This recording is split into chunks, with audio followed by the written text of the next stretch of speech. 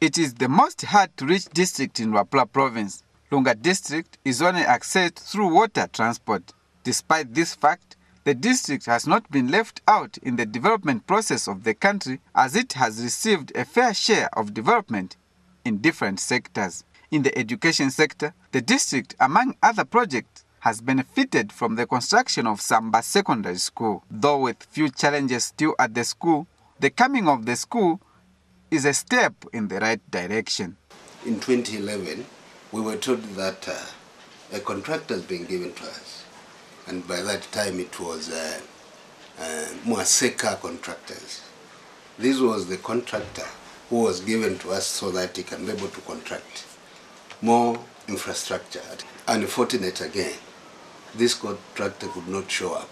The Minister of Education is aware of the challenges and wants to see to it that these challenges are addressed. Out of the districts that have been created, for example, in Luapula, we are already building in Chipili, we are already building in Chembe, in Mwansabombo there is already a school under construction. So the only district which is remaining is only Lunga. So Your Royal Highness, I'm sure in the next phase of our construction of boarding secondary school, our next phase would be in Lunga district. The coming of this school in the district will not only add to the infrastructure developments already in the district, but will also increase retention levels of pupils in schools in the district. Girl children must be encouraged.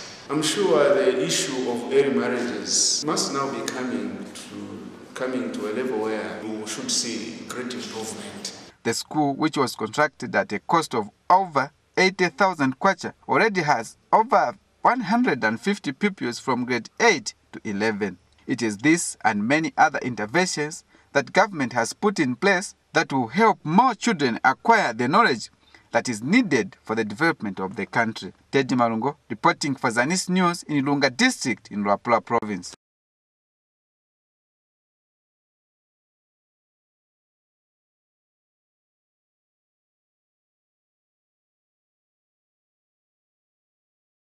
The program by government to increase access to basic education in the country through construction of more school infrastructure has started bearing fruits.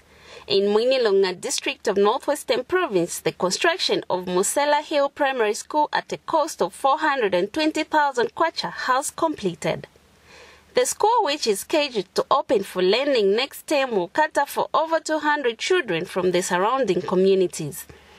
Mwinilonga Acting District Commissioner Shayama Mangalilo had this to say on government's desire to bringing basic education services closer to the people through infrastructure development. Musela Hill Primary School is one project which government embarked, looking at the population of the people in the catchment area. That area is so overpopulated. So one school only Kabanda cannot cater for everybody who lives around there. And District Buildings Officer at Ministry of Education explains the scope of the project. The scope of the works we've done, the house has been completed.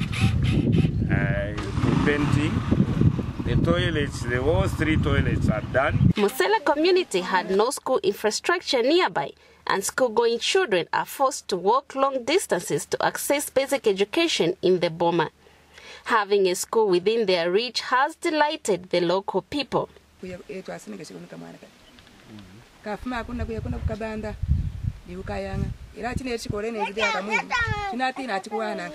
opening of Musela Primary School will positively contribute to the delivery of quality basic education in the district and also act as a relief to children who walk long distances to access the service in the Boma. Emma Chanda, reporting for Zanis News in Mwinilonga District, Northwestern Province.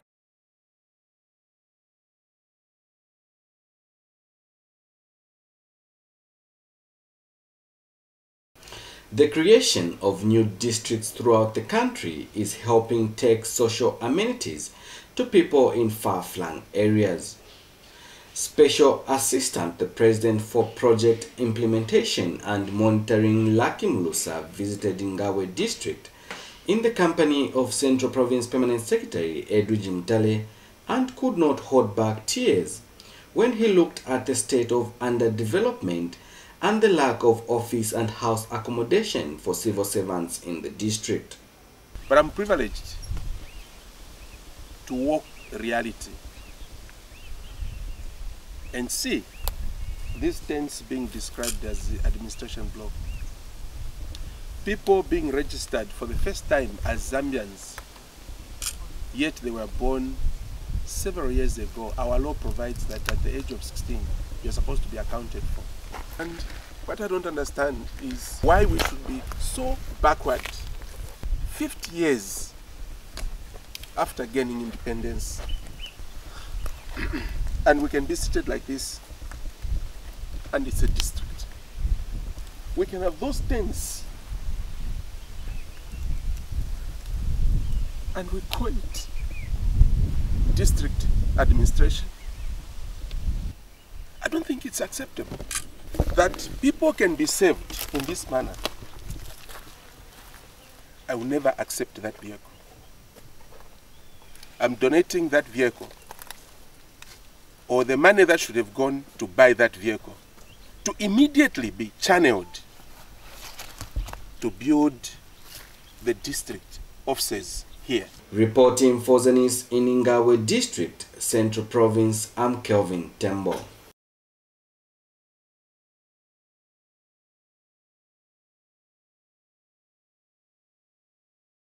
Office and staff accommodation has been a challenge in the delivery of services for officers in the newly created Ngawe district. This will soon come to an end as government has handed over land for the construction of offices and house accommodation for officers in the district, as the provincial senior works supervisor John Likashi explains. First contractor will build for us 20 houses. The second contractor will build for us a police station and 10 houses. The third contractor build for us a civic center and 2 houses. And the fourth contractor for us a post office. For these 4 projects I've mentioned, the government will spend a total sum of 24,333 kwacha. Ngawe District Commissioner Melody Piri and Chief Mukubwe of the Lenje-speaking people, who spoke through his secretary Anu Singandapanshi, said, To the contractors, I want to urge you to speed up the works for these facilities. For these facilities have been waited for a long time. Allow me to take this opportunity to thank the PF government and our president for fulfilling the promises they gave us. One of the contractors assured government and the local people to do a good job. To mobilize ourselves, latest in 3 weeks should be hitting the ground so that we can do as much work as possible before this year's rain season. For the local authority and the residents, this is a milestone in the beginning of construction works and an opportunity to get jobs. Reporting for Zanis in Ngawe District, I'm Kelvin Tembo.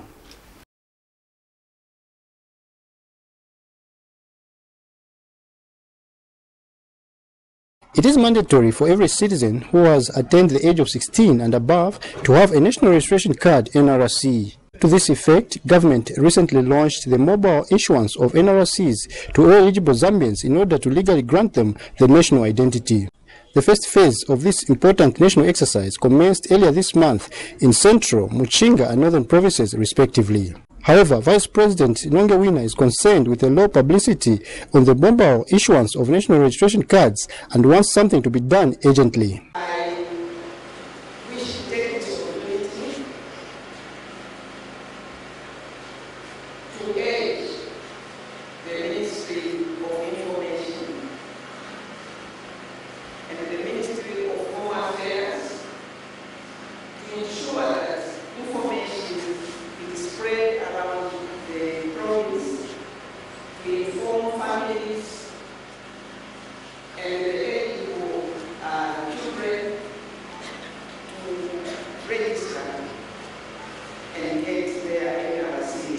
And the Vice President has urged Zambians to take advantage of the mobile issuance of NRCs to get their national identities in mass.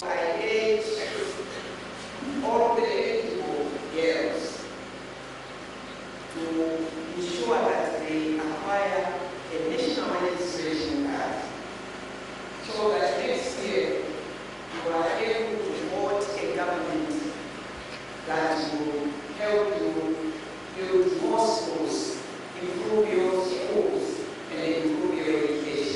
The ongoing mobile issuance of NRCs will last for 90 days, and a larger part of the population is expected to be captured at the end of the exercise.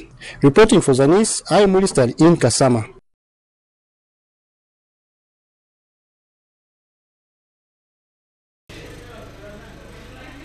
Mobile issuance of Green National Registration Cards (NRC) has commenced in 3 provinces, namely Mchinga, Northern and Central.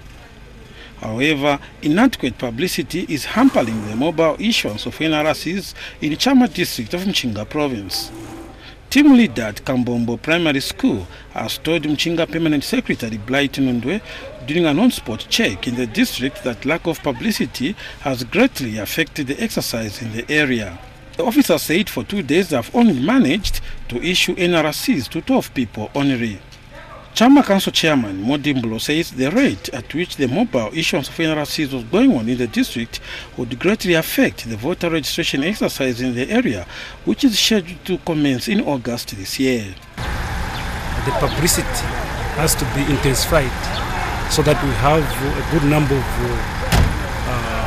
people being captured of NRC, of which 2016 and the other years will have more voters.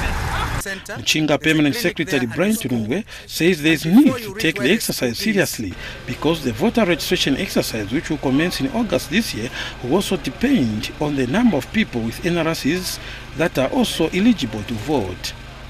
We know you are passing through a lot of challenges, but we want to have a lot of people to be captured and to get national registration cards. Yes. We want to have more voters next year and any other year which is coming forth. So if you're facing challenges, my office is open. Government launched the mobile issuance of NRCs on April 30 from Mchinga, Northern and Central provinces. The exercise is expected to run for 90 days in the 3 provinces, with over 3 million people targeted to be issued with NRCs at the end of the exercise in the entire country. Jonathan Mkuka reporting for Zanis News in Chama District, Mchinga Province.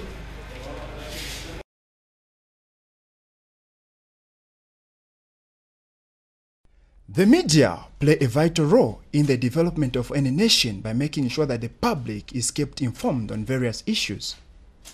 It is for this reason that the Minister of Information and Broadcasting Services has embarked on a nationwide tour to familiarize himself on the operations of media organizations. In Ndola, Mr. Kambwili visited both private and public institutions, among them Zambia News and Information Services, Zanis, Movie TV, Times of Zambia, Zambia Daily Mail, and Sun FM Radio. At Zanis, the minister expressed his sadness on the state of the building. We must move out of that era where people think the dilapidated buildings must be government buildings. I don't like this. Why can't you just do proper permanent petitions? I think this is an old fashion. It's an old way of doing things. So can we get to the buildings, provincial buildings engineer, to do a proper BOQ of how much is required to renovate this building to international standard? Earlier, Copper Belt Minister had this appeal on behalf of Zanis. Zanis, as one of those public medias that we have, they've also been doing extremely well, but they are hampered with, of course, transport and cameras. When you look at Copper Belt is vast, and we have the towns are growing very fast. Mr. Kambwili, who is also chief government spokesperson, urged journalists to be professional in the execution of their duty. Media is the fourth estate in every country. And if you have a responsible media, you can end up setting the country on fire.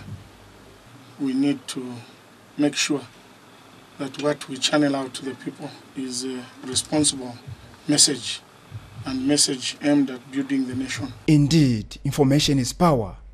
It is therefore cardinal that the challenges faced by people involved in the dissemination of this information are addressed to enable them to be effective. Frank Chingam, Zanis News, Ndola.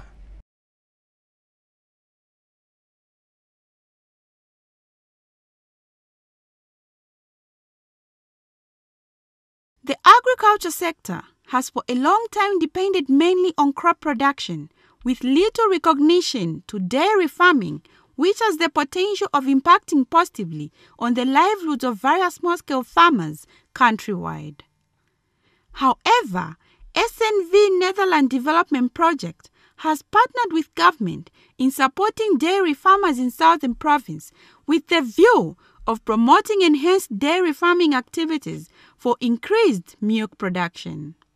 Globally, the dairy industry has massive potential to increase income for farmers, but we find that that potential is stagnating around the world through lack of innovative solutions to help farmers reach that potential. Chief Singani and his subjects are keen to embrace dairy farming, which could provide an all-year-round source of income for the farmers. Nimpindu igugama chinda igulima makopo mama mwaga uno kulinzala eno kuti bogama tubisi abana unopona tawe no mwipenzala pembo bombo impindu njewe negugama chibo tukambo inga bahijigolo turaisha bahijigolo agugwashiri janganda mbonyo bokulyaja. Dairy farming is emerging as one of the most viable agriculture practices, with the potential of impacting positively on the livelihoods of many dairy farmers. However, more needs to be done to address the milk supply deficit in the country by improving the production and productive potential of dairy farmers. Chumunya Hafwiti, reporting for Zanis in Choma, Southern Province.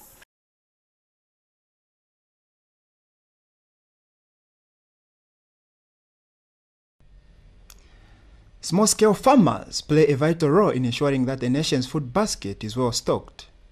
In Lufanyama district on the Copperbelt province, they turned up in numbers to showcase their products during the district's agricultural, mining and commercial show held under the theme, Creativity, Entrepreneurship and Value Addition, Key in Sustaining Productivity in Today's Jubilee. Copperbelt Minister officially opened the show. Farming at whichever level is a business, and there is need to realize the profit in order for the farmer to graduate from one level to another level. My government is working tirelessly to ensure that more camp houses are constructed in the district. This year alone we are constructing one camp house, and the funds I'm reliably informed have been set aside for this particular purpose. Mr. Msenge further urged farmers in the country to be creative by adding value to their produce if productivity was to be sustained in today's era. Lufanyama District Agricultural, Mining and Commercial Show Chairperson has this appeal to government. We appeal through your office to help small-scale farmers with empowerment facilities and funds.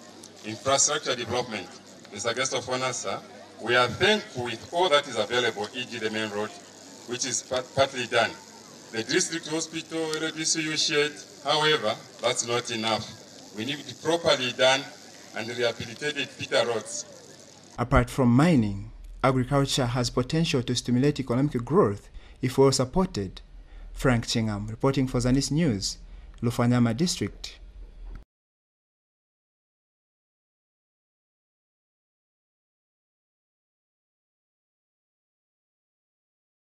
Kafue district is a transit point for trucks coming from neighboring countries, therefore putting it at high risk of disease outbreaks. However, government has put in place intervention measures to ensure that communities in the district are protected from disease contamination by bringing health services closer to the people. Lusaka Province Minister Obvious Mwaliteta recently toured health facilities and sites in the district to check on the construction progress and disease control preparedness. At Mtendere Health Center site, which is one of the 5 clinics to be constructed in the district, Mr. Mwaliteta assured the residents that works would start soon. Our contractor for Lusaka Province is ready. It's ready.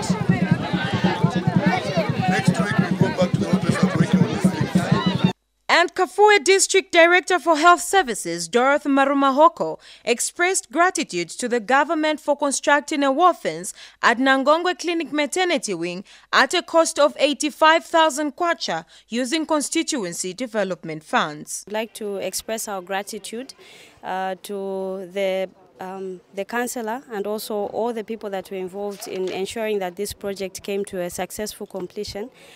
Mr. Mwaliteta also took time to listen to the challenges faced by the medical staff in the rural parts of the district. At Kambale Clinic in Chiawa, Sister in Charge Joyce Mashababi also highlighted the challenges at the health facility. They have been trying to bring more staff, but there is no accommodation. We've got only 2 houses. We are only 3. I myself, a midwife, 1 clinic officer, 1 EHT. Seeing patients, attending to antenatals, under 5 clinics, outpatients. At night, deliveries are coming, no resting. This clinic has been operating without CDs since 2006. In order to prevent disease outbreak in communities, it is imperative that stakeholders complement government efforts to deliver efficient health service delivery across the country.